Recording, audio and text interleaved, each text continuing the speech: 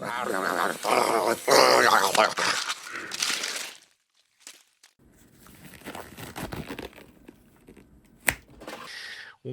to the inaugural episode of Lore Daddy, the only show to get deeper than a proctologist into the words behind the worlds you love. I'm joined by Scott Wilke, writer and co-creator behind the Periwinkle Saga. Welcome, my Ah, friend. thank you for having me, man. I'm honored to be here. This is to be in the presence of the Lord Daddy. Absolutely. Something you dip out on every time I'm in your state or city. You are always unavailable and people die around you. You ever die around you? Yeah. Yeah. You bring death down here. Right, and massive storms too. I'm Yeah, like the mummy. that was a legendary haboob we had that day. Yeah. So Yeah, I thank feel you. like Imhotep. I'm bringing the plagues of Egypt with me. Yeah. So, like we were talking about before we started recording, the Periwinkle Saga is one of my favorite things Bad Bug puts out. It's You want to awesome. kind of give us an overview of what it is? Yeah, I mean, just quick down and dirty. It's a dark reimagining of all the holiday characters. So just super twisted, hyper violent reimaginings of all of them. The catalyst for the whole universe is the Santa Claus is murdered by Krampus and Belsnickel. So that kind of jump starts this kind of descent into madness for the entire mythological world. And that kind of segues into all the other stories like Cupid, Frost, and now O'Hare. And then the next one I'm working on right now is Sam Hain. So that's going to be the Lord of Halloween story. So I said I was going to be done with adding new characters after O'Hare, but Arturo and I, you can't leave us alone because otherwise we're going to just keep creating characters. So the more we can inject into this world, the better. And it's also not just holiday characters. It's also got a lot of, Greek mythology, Japanese mythology, a lot of Norse mythology as well. So if you're into any of that, there's something in there for everybody. Yeah, I noticed in Frost and in O'Hare for sure, with some of the villainous characters popping up, their names. I won't get into the spoiler territory, but their identities and who they were. I could see the different mythological influences, and it was cool because it felt very like almost Hellboy-esque to me, Oh, where there's thank you. a little bit of, every mythology is fair game, but they Yeah, fit together in a way that feels organic. So I like that a lot. that means a lot. Thank you, Hellboy. I love Hellboy. So Oh if yeah, I can be even huge. equated to that at all, I'm honored. So That's yeah, huge influence on my writing too. It's like how you can't yeah. get out of Mike's shadow really. Not our Mike. You can get out of his shadow pretty easily. Um, how did you first come up with the saga? Like, did you plan Periwinkle first and then you decided to expand the universe, or did you have the universe idea first? Long time ago, when I played around with an idea of having like a dark reimaginings of all the holiday characters, but in that iteration, Santa Claus was like a mobster, and he's called Boss Claus, and it was very it was cool.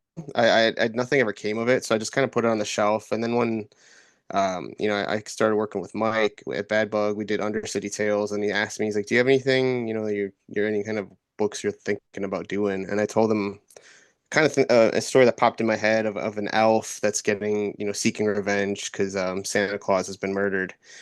And then he's like, "Write that." He's like, "Write that right now." So he hassled me for like, because it was during like COVID and everything, so I wasn't doing any writing to be honest. And then yeah, I finished Periwinkle, and then my plan was just to kind of stay centered around him and that world. Maybe go back and do some prequels and stuff. But I saw that opportunity, and then that story that I had years ago popped into my head. I'm like, well, why don't I start seeing what's going on outside of the North Pole? And Cupid was just to me a logical first place to go. Santa's dead. There's lack of love in the world. Who's going to feel that first? It's going to be our boy Cupid. And then once that started, I was going to work on a Cupid sequel, and then I was including a villain, Frost, Jack Frost. And then I'm like, this guy's pretty cool. I think I might just give him his own book.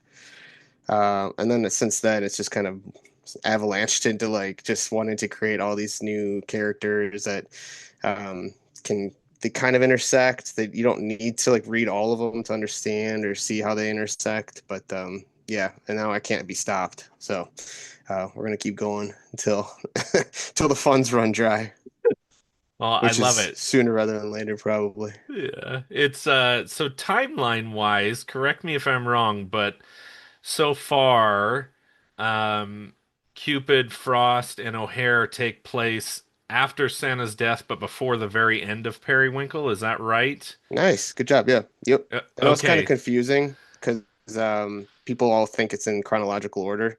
But I'm definitely gonna once we get further along and I maybe do like an omnibus, I do want to kind of have like a timeline that kind of because like even the middle stories kind of fall in an order that maybe isn't exactly obvious. It doesn't. I don't know if it really matters though, but I'm a kind of guy that loves to know where things fall in a timeline, so I'll probably include something like that. But yeah, yeah, Absolutely. That's I did that with Discordia where all the yeah. releases were out of order, and then the omnibus I finally put everything in chronological order because my I brain know. doesn't write Love it that that. way, but Yeah, sometimes that's how the story has to go. But in this instance, I think it really works because each of the stories has almost this Tarantino-esque vibe, like very much that type of crime thriller where I feel like playing with the chronology works. It's almost like a meta Pulp Fiction type story across all of them, I feel like. So having chapters be out of order doesn't feel weird to me. It's like we just awesome. flash sideways or backwards or whatever. Yeah, And with Periwinkle being, graphic novel size and being the longer piece, it kind of makes sense for stuff to slot in the middle of it since it's kind okay, cool. of a jump. So I think that really works. Awesome. I was making sure with that I was following along with the timeline. Yeah, good job. So each of the one shots, so not Periwinkle is very much its own self-contained story. Yeah. Um, each of the one shots is as well, but they feel like they're building towards something bigger. Do we have like an Avengers sized team up in the works? There, that's the hope. If the audience engagement's there, right? Frost saw a lot, we saw a lot of engagement with that book, so I'm happy to see. Cupid, it was kind of not a huge reception. So, um, if people want it, I'm definitely building towards that.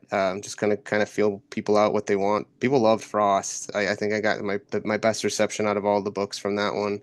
I'm curious what people are gonna think about with O'Hare. Um, but it's funny because I didn't intentionally do that. I did a little kind of post-credit scene thingy in Cupid, and then I really kind of set the path in Frost because there's a post-credit scene in that definitely like is like this is happening now. So like I'm definitely in it. Just kind of waiting to see how people, what people want and what they gravitate towards. Because I want to give the audience what they want. So if they want more Frost, I'll definitely do some more Frost-driven pieces. But yeah, we'll see. But I definitely got a lot of things cooking in the background that I want to bring them all together for eventually. Cool, because I would love to see how some of these characters play off each other, like Tooth Fairy and Baby New Year. Yeah, Some of the it's sidekicks, especially being in those. the Yeah, same room, would be, uh, I don't know. You got your work cut out for you to write those characters our into a two. Yeah, situation. they're very our two wild cards are Tooth Fairy and Baby New Year. So it would be interesting to see them together, and they are friends. That's the kind of the lore we've established. So I'm excited to put them in a room together. Yeah, I could totally see that. So that brings me to one of my O'Hare questions, because you really like the team ups. So each one of the books, the character kind of has a sidekick. I mean, Frost kind of goes solo, but Hmm. he does partner up with the constable Yeah, Forseti, right? Am I remembering names correct. right? Okay, cool. Yeah, nice. So what made you pick Baby New Year to go with the Easter Bunny's daughter? Because that is like not something that I would have immediately thought of, but it works super Yeah, well. I know. Yeah, I played around with um who I wanted to pull from the Easter lore. Originally I was going to do um I knew I didn't want to do the Easter Bunny because I try to subvert a little bit of Uh-huh. expectations. So talking with Arturo, he was talking, he brought up Lola Bunny and he's like, it'd be really cool. We could do, Easter Bunny's daughter. I was like, that's genius. I'm like, but now what do I do with her? Um, and then so I went through a ton of different like iterations of it. I think honestly, I owe a lot to you on that because you mentioned that you really like the buddy cop feel in Cupid, and that buddy cop thing just tickled a part of my brain. And I was like, well, what happened if I make them like ex-cops? And but in our universe, they're the constabulary of magic and mythics. So I'm like, okay, so they're ex-constables. And then two, they just kind of organically made sense together because both, Easter and spring, like they represent like a rebirth of sorts. Baby New Year is a new year. Easter is part of like spring and everything. So this story is a lot about kind of a rebirth of these characters, them kind of letting go of what they were, what they wanted, and then kind of finding this new path forward. So to me, it just came together kind of serendipitously. Just made sense to have them together. And then two, I wanted like a wisecracking, foul mouth baby character, and I'm like, this is the perfect place to put him. So Yeah, no, I didn't think about the renewal part with Easter and Baby New Year, so that makes a yeah, lot of sense. And they definitely give I mean, she's not slapstick dumbass, but they definitely give conceptually right this Roger Rabbit Baby Herman vibe that I liked too. that's so funny you bring that up because that Yeah. was entirely not intentional. And then now too, there's people brought up the Bugs Bunny and like Elmer Fudd type vibes too, and I'm like, none of this was intentional. And but yeah, after I was watching Roger Rabbit with my daughter, I was trying to show her it, and I'm sitting there, I'm like, oh shit, I'm like, I wrote these two characters. I'm like, I did not intend on doing that. And then the Judy Hopps comparisons I know I'm gonna get because I have a rabbit cop. There was just a lot that like I guess it was probably in the back of my mind, but like honest to God, it was not part of my process or the forefront of my brain. But yeah, that is funny with the Roger Rabbit, Baby Herman. There's just something about a rabbit character with a little It's bald, just tiny. it's natural, I guess. Yeah, Yeah, they're yeah. like they're literary soulmates or something. I don't know, but Yeah, that's I want to see more of their background too. I like again without spoiling the book for people, but I like the way that you seed in hints of a larger world and a larger history with her, like the Lucky Rabbit's foot piece that we don't need to get into too okay, much, but there's a visual cue with that where I was like, "Oh, oh," and I like put it together and then they talk about it a little bit and I'm like, "That's a story I would want to tell." And okay, I like cool. seeing her dad running for mayor. So could you talk a little bit about like how much do you have sketched out in your mind about what this world is like? Because obviously the mythics are a known quantity. People know that they exist. I mean, you have the Easter bunnies literally running for mayor. Yeah. So kind of what's the world of the saga look like outside of what we see on the page? Yeah, it's very much it's just second nature. It's just kind of that's oh, they walk down the street, there's Easter Bunny. I mean, there is no in this realm, there is no kind of, you know, mystery or secrecy or anything like that. They're just living out in the open amongst us. As far as my decision to do the Easter Bunny, I really wanted to show that these characters are trying to make moves too within this world, and that there's kind of almost like a barrier between them, or kind of some walls up that they're still trying to combat. So it's not completely, they're not coalescing entirely. There is some friction there, and that I wanted this character to kind of be this olive branch or this character that can kind of bridge the two worlds together. And I thought Easter Bunny would be appropriate for that, given again, spring, rebirth, and all that. So that's kind of where that came from. Um, yeah, did I answer the question? I think Yeah.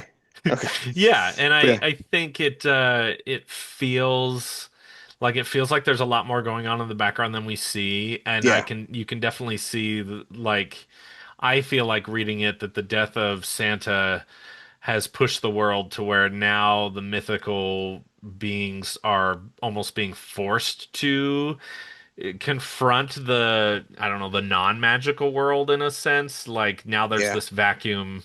Um, so maybe that's why the Easter Bunny's running for mayor or something like that, because it's like, oh my gosh, people need hope and they need, and I can do this because I'm a magical Right. creature that they know about. So I feel like the way that it integrates is really interesting, and I'd love to see more like street level, just people dealing with that, because that's just fascinating to me to think about walking down the No, that's street and awesome. seeing, these concepts, or like Baby New Year as a concept, and them being a physical person that is going to be smoking next to you and might, spit on your shoe or whatever.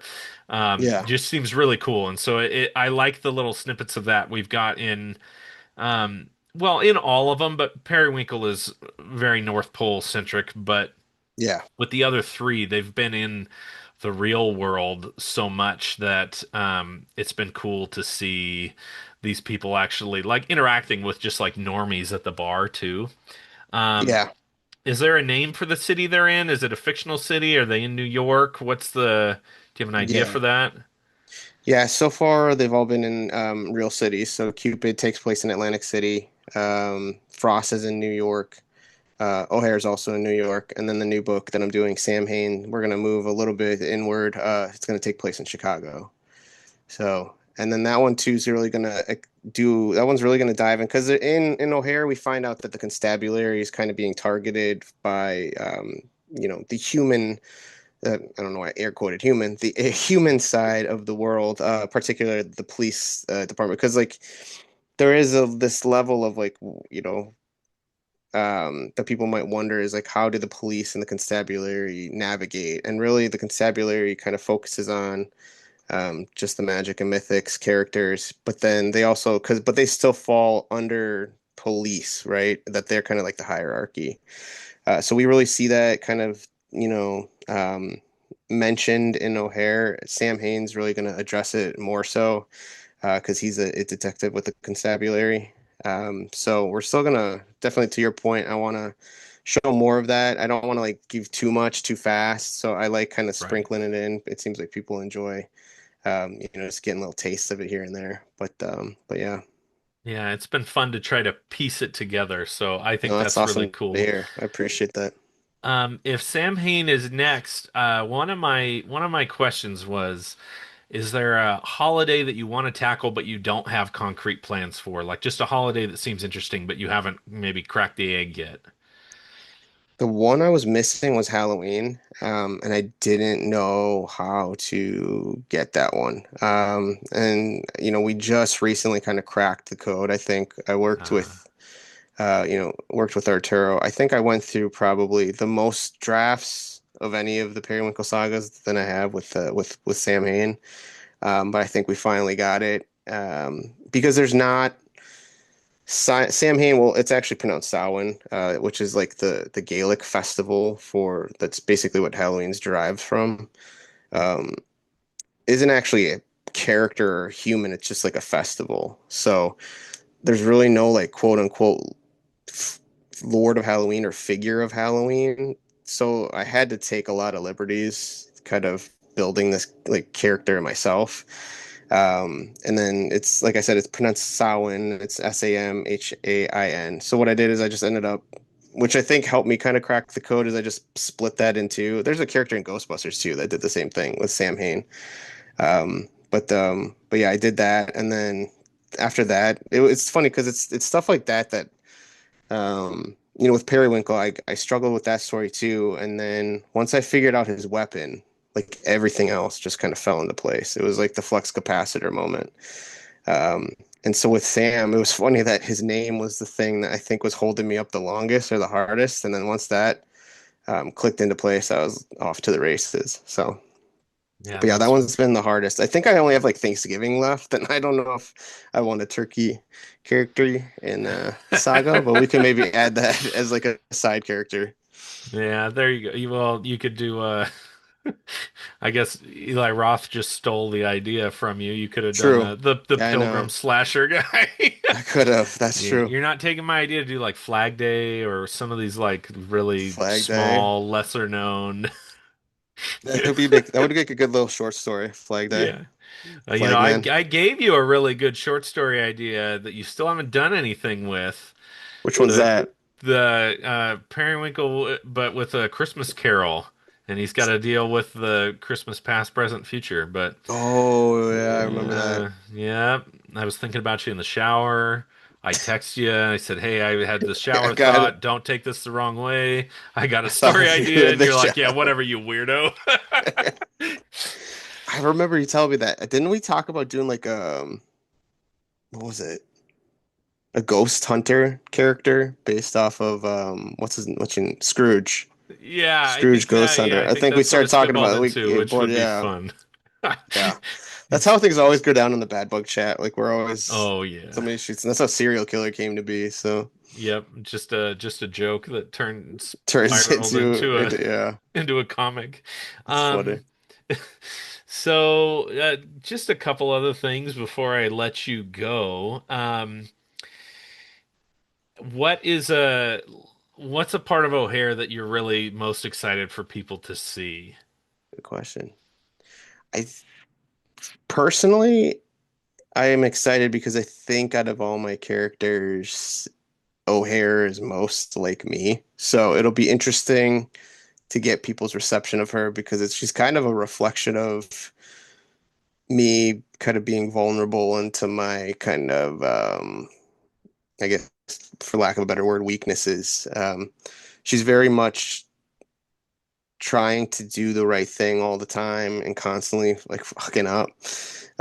She wants to like impress people. She wants to impress her parents, and the harder she tries to do those things, the more damage she creates. And I feel that at like such a like a deep internal level.